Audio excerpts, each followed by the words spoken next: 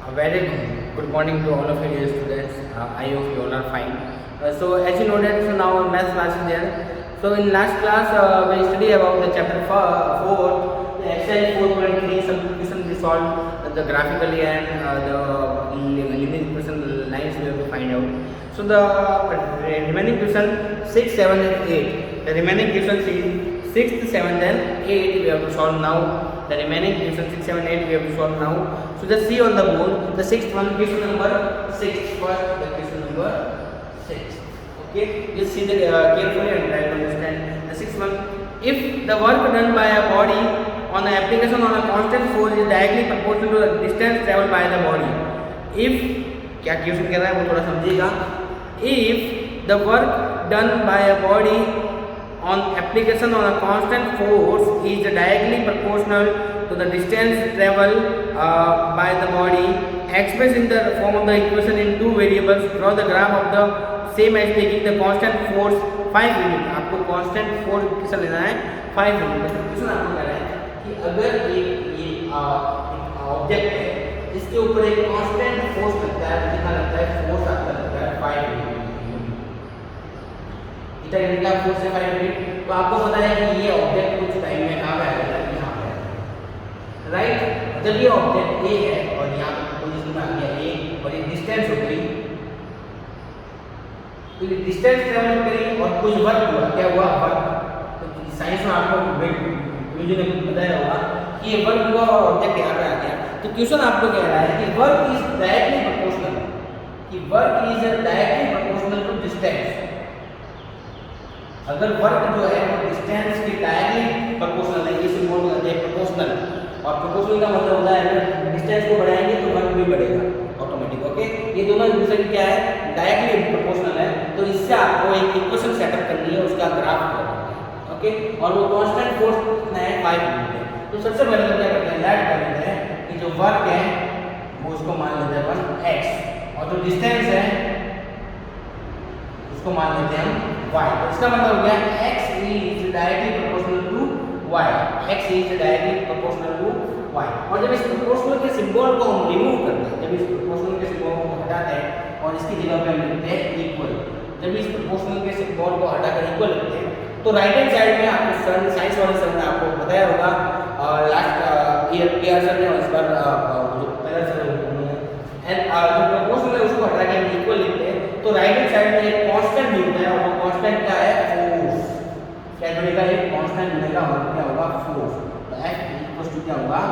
xy. x equals to क्या होगा? x fy. We know that x equals to क्या होगा? fy. ये आपके स्टैंडर्ड इक्वेशन आएगी इस फोर्स और वर्क और इनके बीच में रिलेशन है डिस्टेंस के बीच में.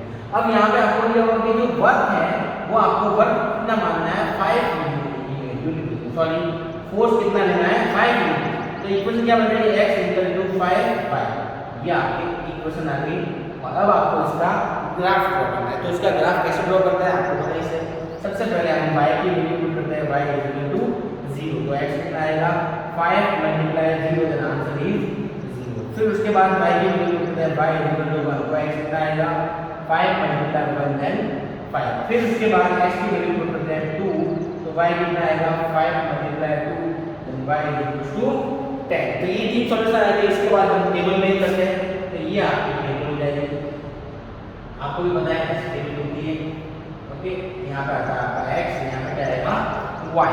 तो y का आंसर आपने पहले y पुट किया. y के तरफ 0 1 और 2. तो 0 यहाँ पे y पुट किया. Sorry, y equal to x कितना आएगा? 10. ओके, तो y ने 0 1 और 2 पुट करा. तो x क्या आएगा? 0 5 और 10. 0 5 और 10. अब इस कंटेंट की हेल्प से आपको ग्राफ ड्रॉ करना है. So I think you can draw the graph. Okay, इसके बेसिस पे आपको ग्राफ ड्रॉ करना है. तो just take the screenshot. I will solve how to draw the graph. Okay, first take the screenshot.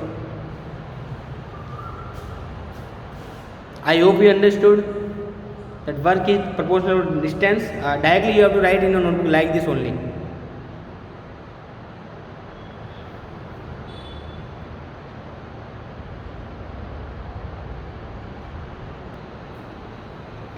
So your equation is like this. Equation आपकी थी x is equal 5 y।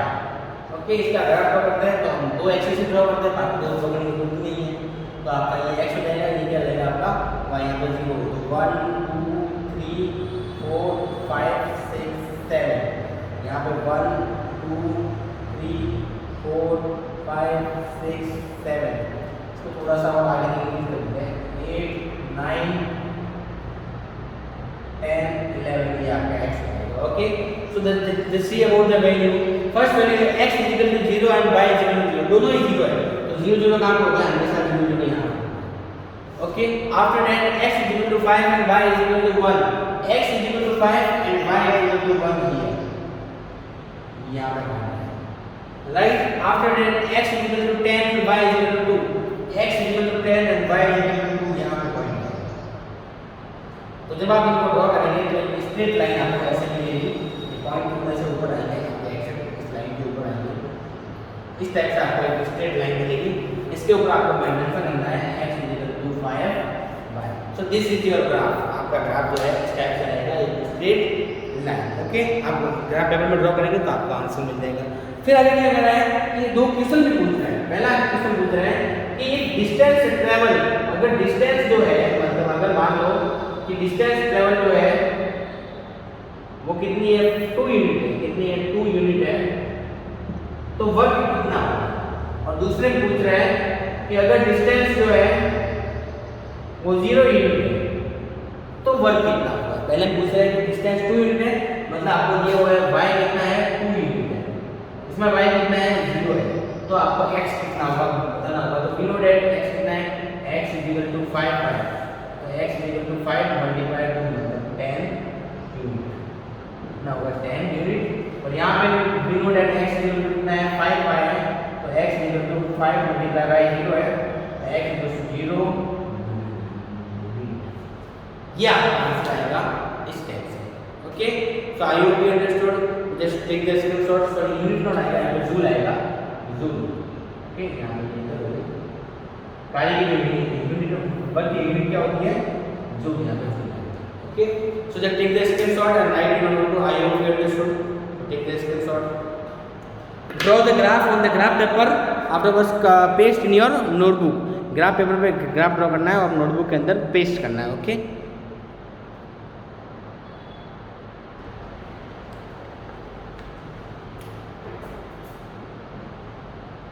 okay student, so the next question number 7, Yamini and Fatima are two students of class 9 of a school, together contribute 100 rupees।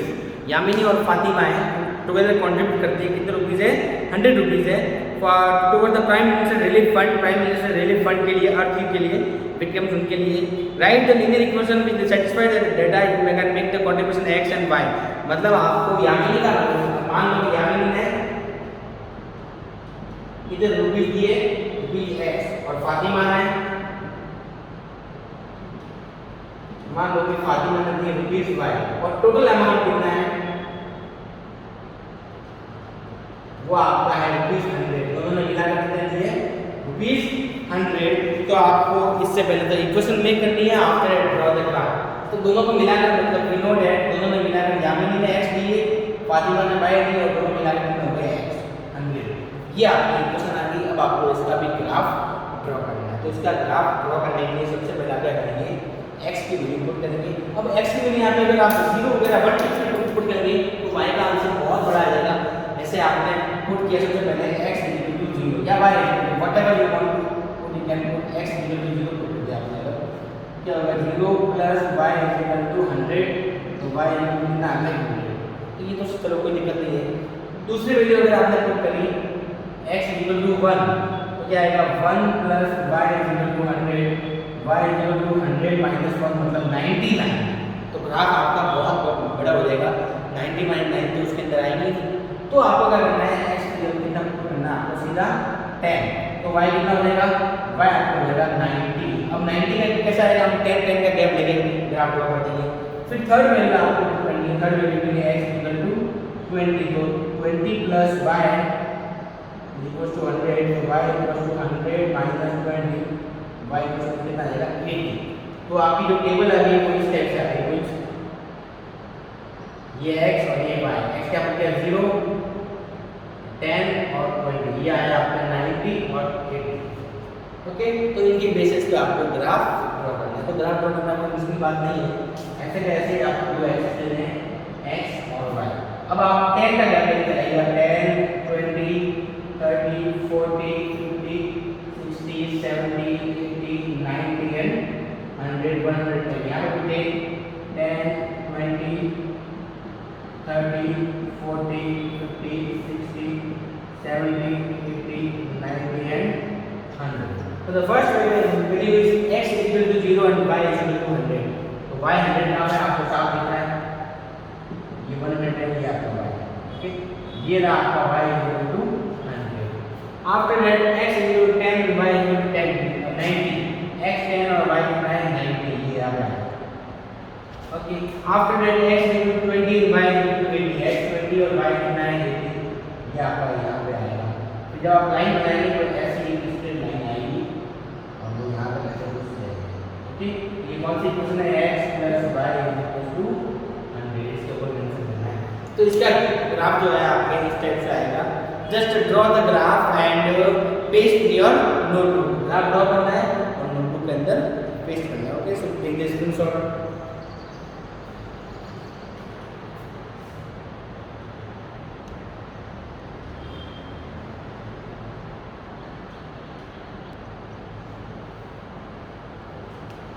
Okay student, so I hope you understood these two questions. So if you are having any doubt, then you can ask on the Google Meet. So now the today's class is over. Today only we have to solve this much only. You just repeat this question and draw the graph in your notebook. So if you face any problem, then you can ask. First of all, just make the equation, draw the graph in graph paper, cut from there and paste in your notebook. Then also if you are having any doubt, then you can ask. So now today's class is over. So next we will solve in the next class. Okay, thank you.